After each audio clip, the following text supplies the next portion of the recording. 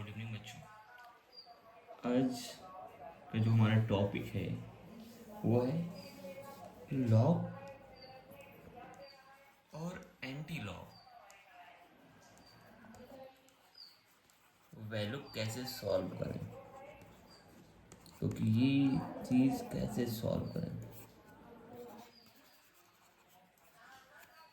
तो ये चीज़ थोड़ा सा बहुत ही डिस्टर्बेंस चीज़ है, क्योंकि बहुत से बच्चों ने बेसिक नहीं पढ़ा है, क्योंकि नाइन्थ में लॉग के बारे में मैथ में है, उसके बाद नहीं है। जबकि inter chemistry first year chemistry में लॉग की वैल्यू यूज होती है, क्योंकि हम रेट ऑफ रिएक्शन पढ़ते हैं, प्रथम कोड की क्रिया लॉग में आती है। इसके अलावा आप नेक्स्ट इक्वेशन पढ़ते हैं, वो भी लॉग में आती है। तो लॉग वैल्यू कैसे सॉल्व की जाए, ये डिस्टर्बेंस रहता है थोड़ा सा, और हमारे आगे भी कोर्सेज के लिए ज़रूरी होती है। तो समझने के लिए हम स्टार्ट करते हैं लॉग वैल्यू की सॉल्व करना। लॉग वैल्यू सॉल्व करने से पहले कुछ हमको बेसिक पॉइंट पता होना चाहिए, ठीक। तो लॉ ऑफ इंडेक्स एक होता है, तो लॉ ऑफ इंडेक्स क्या है, ठीक। कुछ फार्मूले हैं, देखो इसमें जैसे कुछ पहलू, जैसे x की पावर n लिखा हुआ है, तो इसको फिर से लिखते हैं। देखो ऐसे लिखते हैं, x की पावर n इंटू एक्स की पावर n लिखा है। दो में जब पावर वैल्यू भिन्न है और नीचे की वैल्यू सेम है, तो इसको हम ऐसे लिख सकते हैं, एक्स की पावर m प्लस n, क्योंकि मल्टीप्लिकेशन में घातें क्या होती हैं, जुड़ती हैं। बस घातांक कोई भी हो, उससे लेना देना नहीं। यदि x की पावर m बटे एक्स की पावर क्या है, n है, तो इसको कैसे लिखते हैं, x की पावर m माइनस n लिख सकते हैं। ये चीज़ भी हमको पता है, ओके। और एक वैल्यू हमने सीखा है, x की पावर जीरो, जीरो का मान कितना होता है, 1। किसी भी संख्या की घातांक जीरो है तो उसकी वैल्यू होती है 1। ये हमको क्लियर होना चाहिए। और एक चीज़, जैसे x बटे वाई की पावर n है, तो इसको कैसे लिखेंगे, x की पावर n बटे y की पावर n। या हम बोल सकते हैं x y की पावर n है, तो क्या x की पावर n इंटू वाई की पावर n, ऐसे लिख सकते हैं। तो ये हमको क्लियर होना चाहिए। अब आ जाते हैं थोड़ा सा, लॉगरिथम क्या है।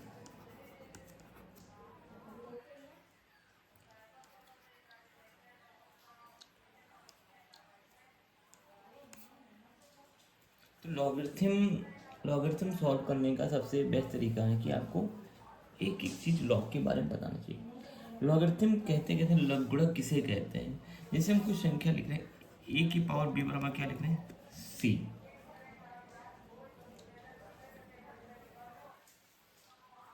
तो जो इसमें बी है, बी एक्सपोनेंशियल मान है, ए की पावर घातांक जो है वो सी का लॉगरिथम है। इसका सी का क्या है, लॉगरिथम है। किस पे, बेस ए पे। बी क्या है, सी का लॉगरिथम है बेस ए पे। संख्या जो बी है उस संख्या सी का क्या है, लॉगरिथम है बेस ए पे। तो इसको ऐसे भी ले सकते हैं, जैसे लॉग ए बेस ए हो गया, और सी इक्वल टू मान क्या आ जाएगा, बी। ये वैल्यू, ठीक। तो एक्सपोनेंशियल जो वैल्यू आएगी वो क्या है, सी का लॉगरिथम बेस ए पे। तो इसको ऐसे लें, ये इसको भी कहते हैं, इसको क्या कहते हैं, एक्सपोनेंशियल फॉर्म।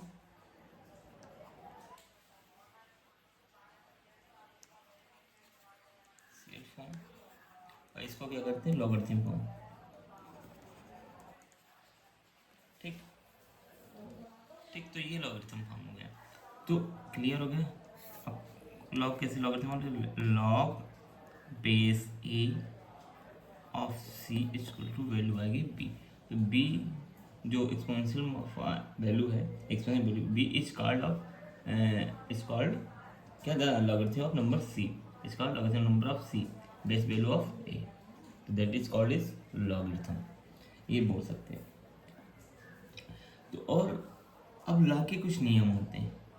लॉ के नियम क्या क्या है, वो चीज़ हमें दिमाग में आनी चाहिए। लॉ का जैसे पहला नियम है फर्स्ट नियम यही कहता है लॉ का कि यदि कोई लॉग में वैल्यू दी गई है तो log base a m into क्या है एन। तो इसको कैसे सॉल्व करते हैं, तो इसको हम लिख सकते हैं लॉग ए एम प्लस लॉग ए एन। ओके, मतलब log M plus log N, base value A, base A है तो ए ही लेके चलेंगे। अब चाहे वो यहाँ में multiplication m into n into ऐसे, जैसे हम क्वेश्चन कह सकते हैं, जैसे आपको दिया लॉग ए 6 दिया है तो इसको कैसे लिख सकते हैं लॉग ए 2 × 3 ले सकते हैं। अब इसको सॉल्व करना चाहे तो क्या सॉल्व करें, लॉग बेस ए 2 प्लस लॉग बेस ए 3। अब बेस ए 2 को सॉल्व अलग कर लेंगे, इसको 3 से जोड़ देंगे, आपकी वैल्यू लॉग 6 की आ जाएगी। तो ये थोड़ा सा आसानी हो जाएगी सॉल्व करने के लिए। तो ये तरीका यूज कर सकते हैं लॉग एम इंटू एन में मल्टीप्लिकेशन में अलग करके log M plus log n की वैल्यू फार्मूला लगा के यूज करते हैं। ये रूल नंबर फर्स्ट है लॉ ऑफ लॉगरिथम का। सेकंड है यदि वैल्यू ऐसे दी गई है लॉग बेस ए एम बटे एन है तो इसका क्या वैल्यू होती है, इसको सॉल्व करते हैं log A m minus log A n, log a base m minus log a base n. ठीक, क्लियर दिमाग में रहना चाहिए, कोई डाउट नहीं रहना चाहिए। एक चीज़ अब इसमें जैसे हमको वैल्यू दी गई है कैसे सॉल्व करना है, जैसे लॉग में 2 वैल्यू दी गई हैं, जैसे ऊपर आपका वैल्यू कुछ मान 4 दिया गया, नीचे 3 दिया गया, तो इसको हम कैसे सॉल्व 4/3, तो इसको हम ऐसे ले सकते हैं लॉग ए 4 माइनस लॉग ए 3, ऐसे ले सकते हैं। थोड़ा सा और भी हम इसका करें कुछ, जैसे लोग डाउट में आ जाते हैं कि लॉग यदि ए बेस एम बटे लॉग ए बेस एन ऐसे दिया गया है तो इसको हम ऐसे नहीं लिख सकते हैं लॉग, ध्यान रखना, log A m minus log A m is not equal to 0, ये ऐसे नहीं लिख सकते हैं। कुछ लोग गड़बड़ कर देते हैं यहाँ पे, तो ये log a base m upon n होना चाहिए, log A m upon log a base n wrong. ठीक, तो ये आपको दिमाग में याद रखना है। ओके, अब आते हैं थर्ड लॉ, ये सेकेंड लॉ हो गया, उसके बाद थर्ड लॉ पे आ जाते हैं। थर्ड लॉ है कि लॉग या एम की पावर क्या है एन बेस ए पे, तो इसको कैसे एन लॉग एम बेस ए। ठीक, तो ये भी आपको प्रॉपर याद रखना है। ठीक, जितना भी पावर होगा मल्टीपल हो जाएगा किसका, लॉग एम का। ठीक, इसको सॉल्व कर सकते हैं। ओके, जैसे हम मान लो वैल्यू में दी गई log A under root M और 1/n ऐसे लिखा गया है, तो ये 1/n है ना, तो इसको हम ऐसे लिख सकते हैं 1/n क्या होगा अंडर रूट में, तो इसको हम सॉल्व करना चाहिए तो कैसे लिख सकते हैं लॉग ए एम की पावर 1/n, तो ये पावर वाला जगह आ जाएगा तो 1/n log base a M. अब इसकी वैल्यू सॉल्व करना मल्टीप्लाई कर देंगे, आंसर आ जाएगा इसका। ओके, तो ये चीज़ क्लियर हो गई। अब थोड़ी सी चीज़ है, कॉमन लॉगरिथम में बेस वैल्यू कितनी मानी जाती है, 10 मानी जाती है कॉमन लॉगरिथम। और यदि बेस वैल्यू नहीं दी गई है, ठीक, अगर बेस वैल्यू नहीं दी गई तब भी हम क्या बेस वैल्यू कितनी 10 ही टेकन करेंगे। ओके, कितनी टेकेंगे 10 ही टेकेंगे। दूसरी चीज़ एक चीज़ याद रखना है कि लॉग वैल्यू बेस 10 दिया गया है और यदि उसकी लॉगरिथम कितना है 1 है तो इसका मान क्या होगा हमेशा 0 होगा। ओके, जब बेस कुछ भी हो, जैसे बेस आपने 5/1 दिया तो भी 0 होगा, लॉग बेस 2/1 दिया है तो भी 0 होगा, यानी यहाँ पे लॉगरिथम क्या आना चाहिए, लॉगरिथम ऑफ 1। ठीक, तो लॉगरिथम जब भी 1 हुआ यानी ये लॉगरिथम 1 क्या है, ये सी, ये तो पीछे पढ़े थे, तो ये क्या है सी, और यही सी क्या हुई आपकी, जैसे हमने पीछे लिखा क्या है लॉग ऐसे लिखा था ना a c equal to b, तो ये एक्सपोनेंशियल फॉर्म है, एक्सपेंसिव फॉर्म जो वैल्यू उसकी है ये, तो इसको एक्सपोनेंशियल फॉर्म, और exponential form b is called the logarithm of number c, तो नंबर सी का लॉगरिथम है, ठीक, किसके, base value of a, okay, तो बेस वैल्यू ऑफ ए, तो ये लॉगरिथम फॉर्म है। तो ये जो नंबर ऑफ वैल्यू आई है तो ये जीरो रहेगी यदि लॉगरिथम फॉर्म जो नंबर है वो अगर 1 होगा, ये चीज़ आपको याद रखनी है, क्लियर। अब आते हैं लॉग सॉल्व करने के लिए हमको क्या चीज़ लॉग में होती है। देखिए लॉग में कॉमन बात की जाए तो वैसे दो चीज़ें होती हैं, ठीक, एक करेक्टरिस्टिक होता है, क्या होता है, एक चीज़ होती है लॉग में वैल्यू जो आती है,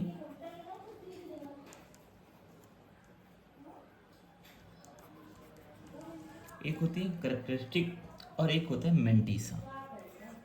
पहले हमको पहचानना होगा मेंटीसा क्या है और करेक्टरिस्टिक्स क्या है। तो करेक्टरिस्टिक्स और मेंटीसा समझने के लिए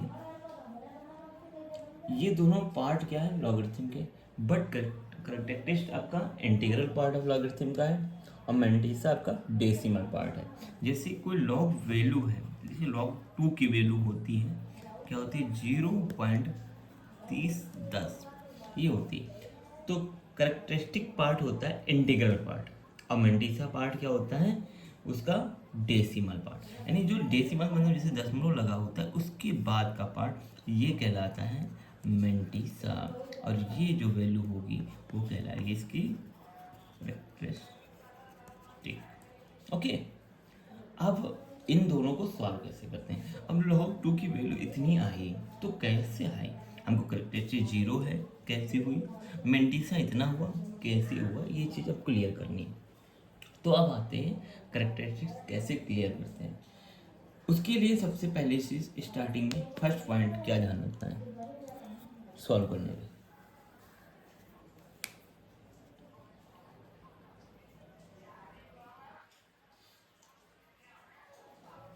अब पहली चीज़ हमको ध्यान रखनी है कि यदि कोई करेक्टरिस्टिक्स ऐसी दी गई, पॉइंट वैल्यू ऐसा दिया गया, जैसे वैल्यू दी गई आपकी लॉग की वैल्यू कुछ भी दी गई, जैसे 4, 7, 5, अब ऐसी वैल्यू दी गई उसके बाद कुछ नहीं दिया, अगर दशमलव पॉइंट लगा हुआ तो दशमलव के बाद को करेक्टरिस्टिक में नहीं काउंट करेंगे, पहली चीज़ दिमाग में ये रखनी है, दशमलव के बाद की वैल्यू करेक्टरिस्टिक में नहीं काउंट होगी, इधर की वैल्यू काउंट होंगी। तो दशमलव से पहले, और यही क्या है इंटीग्रल पार्ट, इसी को हम फिर दशमलव से पहले integral part of the characteristic होता है। अब ये पार्ट है जो करेक्टरिस्टिक्स में काउंट होगा, अब इसकी वैल्यू निकल के आएगी किसकी, करेक्टरिस्टिक्स की। तो करेक्टरिस्टिक्स की वैल्यू कैसे सॉल्व करेंगे, अब इसके लिए हमको पहली चीज हम जो नंबर ऑफ डिजिट होती हैं किसकी बिफोर द डेसिमल पॉइंट, तो नंबर ऑफ डिजिट जैसे दशमलव के पहले कितनी संख्या है वो काउंट करेंगे और उसमें से 1 लेस करेंगे, तो जो वैल्यू आएगी वो लिखी जाएगी करेक्ट। जैसे 4, 7, 5, इसमें नंबर ऑफ डिजिट कितनी दशमलव से पहले 3 है, 3 - 1, तो इसकी करेक्टरिस्टिक क्या होगी 2 आएगी। यदि जैसे हम वैल्यू इसको लिखते हैं 4, 7.5, तो इसके दशमलव से पहले संख्या कितनी है 2 है, तो 2 माइनस से इसकी कितनी आएगी 1 आएगी, ओके। अब यदि हम लिखते हैं 4.75, ओके, तो इसमें कितने 1 है, तो 1 - 1 बराबर 0, ये कैसे हैं आपके अलग अलग। तो दशमलव से पहले नंबर ऑफ जो भी संख्याएं हैं, ठीक, डिजिट जो भी डिजिट हैं उन डिजिट को काउंट करेंगे, उनसे क्या करेंगे 1 लेस करेंगे, अगर 1 लेस करें तो जो वैल्यू आएगी वही करेक्टरिस्टिक है, तो जो दशमलव से पहले लिखी जाती है जिसको कहते हैं integral part of logarithm, okay. तो ये चीज़ क्लियर हो। अब दूसरी चीज़, कुछ वैल्यू लॉग में ऐसे भी दी होंगी और कुछ वैल्यू जैसे लॉग की ऐसे भी दी होंगी, लॉग बेस 10 0.0043, अब इसको सॉल्व करना होगा। अब यहाँ पे आप ये सोच रहे होंगे कि सर जी ये बताइए कि दशमलव के बाद इधर 0 है और नंबर ऑफ डिजिट कितने, एक भी नहीं, डिजिट संख्या कौन सी, डिजिट संख्या 1, 2, 3, 4 काउंट की जाती है, एक भी नहीं है। तो यहाँ पे थोड़ा सा दिमाग और लगाना पड़ता है। ठीक, तो अब हम यहाँ पे अगर ऐसी वैल्यू दी गई है तो यहाँ पे हम पहली चीज पकड़ते हैं, जीरो। जीरो जीरो कहाँ है? After decimal point. After decimal point मतलब यदि कोई डेसिमल पॉइंट है उसके बाद जीरो कितने हैं? ठीक, तो इसको सिंपल सी बात से हम बोल सकते हैं the number of zero after the decimal point. अब संख्याओं से जीरो डेसिमल पॉइंट संख्या से कहाँ है? तो 10 कितने जीरो है? जो 2 जीरो, तो उसको काउंट करें। अब वैल्यू हम पहले इधर की काउंट करें, अब इधर की जीरो ले रहे हैं तो कितना 2 लेंगे, वो माइनस में जाएगा क्योंकि इधर ले रहे थे तो प्लस में, क्योंकि 10 में यहाँ पे 10 में आ गया ना, तो डेसिमल पॉइंट पहुँच जाएगा जीरो आफ्टर डेसिमल पॉइंट। ठीक, तो -2 घटा कितना थे 1, तो इसकी वैल्यू आ गई -3। तब -3 नहीं लिखते हैं, इसको लिखते हैं 3 बार, माइनस को बाहर में कन्वर्ट हो जाता है। जैसे वैल्यू आपकी आ गई, केस जैसे आपका वैल्यू आ गई 0.043। अब द नंबर ऑफ जीरो कितने आफ्टर डेसिमल, दशमलव के बाद जीरो कितना 1 है। तो अगर 1 है तो इस कंडीशन में क्या होगा, माइनस का वन इक्वल टू क्या होगा -2, इसको लिख सकते हैं 2 बार। ओके, अगर हम जैसे लिख लें 0.43 तो इसमें डेसिमल में लिखते हैं एक भी संख्या नहीं, तो जीरो लगे, जीरो -1 यानी -1 इक्वल टू 1 बार।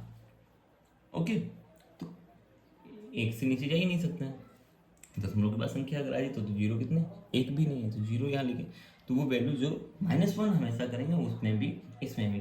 अगर संख्या जैसे 4 3 5 पॉइंट कुछ लिखा तो यहाँ तो 5 लिखा है, तो यहाँ पे दशमलव से पहले संख्या काउंट करेंगे, नंबर ऑफ क्या डिजिट, तो डिजिट 3 नहीं है तो 3 -1 कर रहे थे, तो करेक्टेरिस्टिक्स आ रहा था 2। ठीक, अब इस कंडीशन पे अब यहाँ पे माइनस में आ रहा है 3 बार हो गया। ठीक, अब जीरो इस दशमलव के डेसिमल पॉइंट के बाद काउंट कर रहे हैं जीरो, तो यहाँ पे 3 आ रहा है, तो ये 2 आ रही है। ये सारे करेक्टेरिस्टिक्स हो गए निकालना। अब आते हैं मेंटिसा। मेंटिसा हमारे पास टेबल होती है जहाँ से हम इसको फाइंड करते हैं, और मेंटिसा में 3 चीज़ें होती हैं। ठीक, एक होता है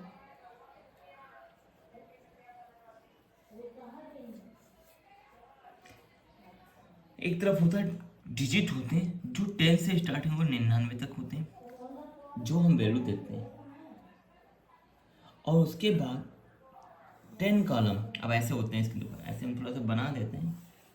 ठीक, यहाँ पे आपको मिलेगा जैसे 10 11 12 13 14 15 ऐसे होगा। ठीक, और इधर आपके जीरो से वैल्यू होगी 0 1 2 3 4। इसके बाद इसमें एक और पार्ट होगा, तो वो होता है मीन डिफरेंस का, तो उसके 9 कॉलम होते हैं 1 से लेके 9 तक। ठीक, तो ये लॉगरिथम टेबल से मेंटिसा निकाली जाती है। अब थोड़ा सा हम तुमको मेंटिसा लॉगरिथम टेबल दिखा देते हैं, क्योंकि इम्पोर्टेंस ये है कि आपको लॉगरिथम टेबल देखा होना चाहिए। चलिए लॉगरिथम टेबल आते हैं, जैसे देखें ये है आपकी लॉगरिथम टेबल। ओके, अब देखिए इसमें ये कॉमन लॉगरिथम टेबल है। एक्स जो वैल्यू हम यहाँ से ये 10 से स्टार्टिंग है जो कि यहाँ 49, और फिर इधर आपकी 99 तक है। इसमें एक पार्ट ये हो गया, दूसरा पार्ट ये है जो स्टेट पॉइंट है, स्टेट लाइन में 0 से 10 तक संख्याएं हैं, और ये मेन डिफरेंस है जो उसमें ऐड किया जाता है इसके बाद, वो 1 से 9 तक होते हैं। अब इसी में वैल्यू देखी जाती है, जैसे 10 का 0 पे, 10 का 1 पे, 10 का, ठीक, तो ये वैल्यू देखी जाती है। अब कैसे देखी जाती, चलिए इस पे आते हैं डिस्कस करने। अब आते हैं इस पर डिस्कस करने के लिए, तो हमारा सबसे इम्पोर्टेंट चीज़ है कि कैसे डिस्कस करेंगे। अब जैसे दिया है log 325 की वैल्यू निकालना है, क्या होगी फाइंड। तो log 325 मतलब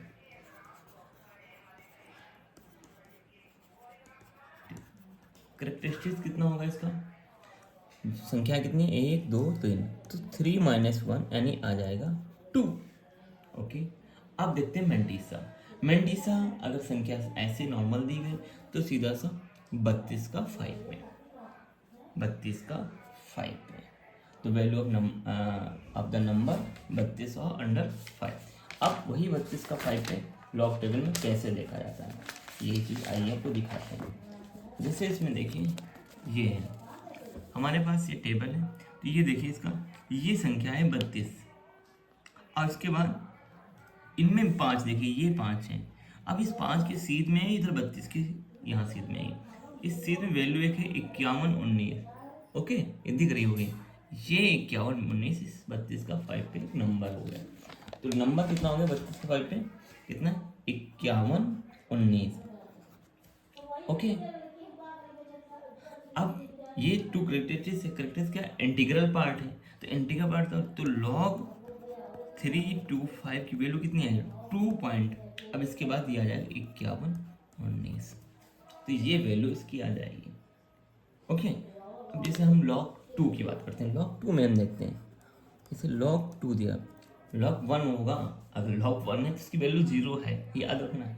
बेस 10 रहता है हमेशा, अगर नहीं है तो कॉमन बेस हम 10 मान के चलेंगे, ये ध्यान रखना। अब log 2 है, अब इसकी सॉल्व करना, तो इसके लिए करेक्टरिस्टिक्स कितनी हो जाएगी, नंबर ऑफ डिजिट कितनी है, कितनी है 1 है, तो 1 - 1 कितने आएंगे 0, तो वैल्यू इसकी कहते हैं 0 पॉइंट। ओके, अब 2 2 तो होता नहीं, अब इसके बाद संख्या है 2 के बाद क्या होगा 0.000 होगा, तो 20 का 0 पे देखेंगे, और 20 का जब 0 पे देखेंगे तो वैल्यू आती है 0.30 10, तो लिख देंगे यहाँ पे 30 10। ओके, ये क्लियर हो जाएगा, तो log 2 की वैल्यू आ जाएगी 0.30 10। अब और आते हैं, ठीक, अब जैसे मान लो आपको दिया गया वैल्यू log 0.00157। ओके, ये वैल्यू दी गई, तो पहले हम क्या निकालते हैं, कैरेक्टरिस्टिक निकालते हैं, टिक निकालते हैं। कैसे निकालेंगे, देखो यहाँ से पता है ये इसमें कैसे निकाल, the number of decimal point, the number of zero of the decimal point, तो डेसिमल पॉइंट के बाद जीरो कितने हैं, कितने, तो 2 हैं, तो क्रिटिक्स कैसे निकाल, -2 -1 -3, इसको ऐसे ले 3 बार, तो इसकी वैल्यू आएगी 3 बार। अब दशमलव से आएगा, ये करेक्टरिस्टिक्स होगी जो डेसिमल पॉइंट के पहले वाली संख्या है। ठीक, अब इसके बाद वैल्यू कहाँ देखें, वैल्यू कहाँ से देखेंगे, संख्या को कहते हैं 15 का 9 पे, 15 का 9 पे, और ये जो 7 है वो मेन डिफरेंस में काउंट है। अगर इसके बाद कोई वैल्यू आ रही है तो इसको छोड़ देंगे, 4 संख्या हमारी काउंटिंग में आ जाएंगी, उसके बाद छोड़ दें, तो 15 का 9 पे और 7 मेन डिफरेंस आएगा जो ऐड होता है। तो हम चलो आपको वैल्यू दिखाते हैं, कैसे देखेंगे। देखिए हमारे पास टेबल आ गई, अब इस टेबल में देखिए ये है हमारा 15, अब इस 15 का किस पे, एक बार ध्यान दें 9 पे, तो देखो ये 15 हो गया और ये हमारा 9 है, तो कितना है 2014 214 है, और इसी के सामने 9 पे ऐड, देखो ऐड में कितना दिया 9 पे 7 पे कितना दिया है 20, तो 2014 15 का 9 पे है और 7 पे कितना है 20, तो 15 का 9 पे वैल्यू क्या है, वैल्यू कितनी है 2014, प्लस मेन डिफरेंस कितना है, मेन डिफरेंस कितना पे आए 7 पे कितना आ रहा है 20 आ रहा है, ऐड कर देंगे तो 4 और 2 1 3 2034, तो ये वैल्यू हो गई 15 के 9 पे और 7 मेन डिफरेंस। मेन डिफरेंस हमेशा ऐड होता है। ओके, तो इसकी वैल्यू होगी 3 बार 2034। ओके, अब कोई भी चीज़ बची हुई तो बताइए, क्योंकि मेरे हिसाब से लॉग सॉल्व करने की आपको तरीका समझ में आ गया। ठीक, अब थोड़ा सा और भी आ जाते हैं चीज़ों में, किस पे आ जाते हैं, एंटी लॉग। एंटी लॉग की थोड़ी सी बात कर लेते हैं। अभी इसमें डिस्कस ज़्यादा नहीं करेंगे, वो नेक्स्ट वीडियो में डिस्कस करेंगे। अगर आपको ज़रूरत होगी तो बताइएगा, तभी डिस्कस करेंगे। यदि नहीं ज़रूरत है, नहीं तो कोई बात नहीं, तो मैं डिस्कस नहीं करूँगा। अब आप पे छोड़ रहा हूँ, आपको अगर जरूरत पड़ रही पढ़ना है तो सर बता दीजिए, ठीक है। तो एंटी लॉग कैसे सॉल्व करते हैं? देखो, कोई लॉग एक्स की वैल्यू दी गई है, लॉग बेस 10 एक्स मान लो वैल्यू है 2.34। अब हम पूछ लें आपसे एक्स का मान कैसे निकालोगे? तो एक्स का मान निकालने के लिए तो क्या लिखोगे आप? क्या लिखोगे? एक्स बराबर एंटी लॉग 2.30 क्या हो जाएगा? 34 जो भी है ये आ जाएगा। ओके, तो आप एंटी लॉग देख के इसको सॉल्व कर सकते हैं। तो ऐसे इसमें सॉल्व होता है। इसमें बस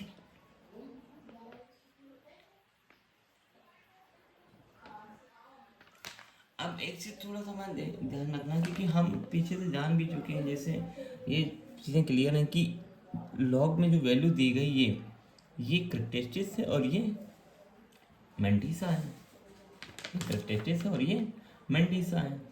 तो करेक्टरिस्टिक्स और मेंटिसा हमको क्लियर है, ठीक। तो अब उल्टा हम चलेंगे, जैसे लॉग में चलते तो उसको उल्टा करेक्टरिस्टिक्स वहाँ निकाल दे तो क्या करें? माइनस कर दे तो यहाँ पर क्या करेंगे? ऐड करेंगे। तो 2+1 कितना हो जाएगा? 3। तो नंबर ऑफ डिजिट कितनी होंगी इसकी? 3 होंगे, ठीक। Number of digit integral party कितनी होंगी? 3 होंगे।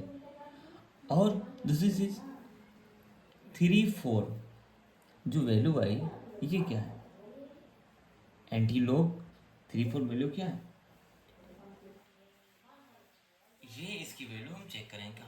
0.34 में। अब उसमें एंटी लॉग की टेबल अलग होती है, एंटी लॉग की टेबल अलग होती है, उसको देखने का तरीका भी अलग होगा, ठीक। तो उसमें दशमलव वैल्यू होगी और उसमें यही वैल्यू देखते हैं 3 4, आगे की वैल्यू तो ध्यान देंगे।